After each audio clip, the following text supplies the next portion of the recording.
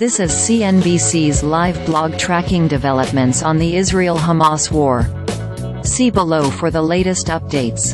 The bombing of a hospital in Gaza City has killed hundreds of people and escalated the ongoing conflict between Israel and Hamas.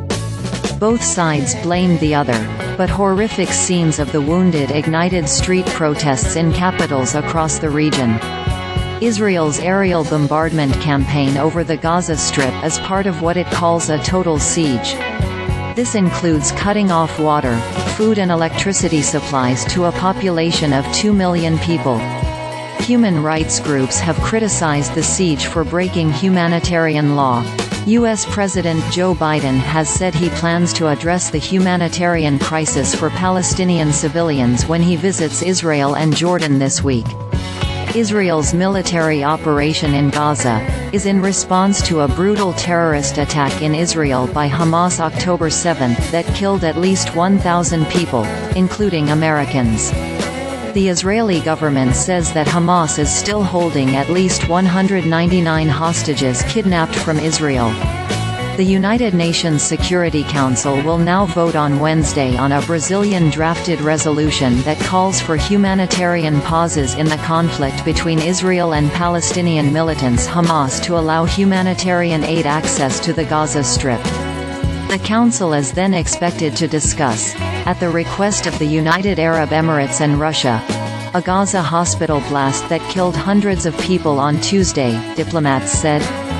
Palestinian UN envoy Riyad Mansour blamed Israeli forces for the massacre at the hospital, calling for an immediate ceasefire. Israel's UN ambassador Gilad Erdan issued a statement accusing the Palestinian Islamic Jihad militant group of responsibility. President Joe Biden will no longer visit Jordan as part of his Middle East trip this week, after a leaders' summit on humanitarian aid for Palestinians was abruptly cancelled Tuesday. The decision was made as unrest across the region swelled, in response to the deadly bombing of a hospital in Gaza. Biden had been scheduled to meet in with Jordan's King Abdullah, Egyptian President Abdel Fattah El-Sisi, and Palestinian Authority President Mahmound Abbas after first visiting Israel. There is no use in talking now about anything except stopping the war, Jordanian Foreign Minister Ayman Safadi said on state television. The bombing of the al-Ahli hospital in Gaza City Tuesday killed hundreds of people and escalated the ongoing conflict between Israel and Hamas. I am outraged and deeply saddened by the explosion at the al-Ahli Arab hospital in Gaza, and the terrible loss of life that resulted, Biden said in statement Tuesday.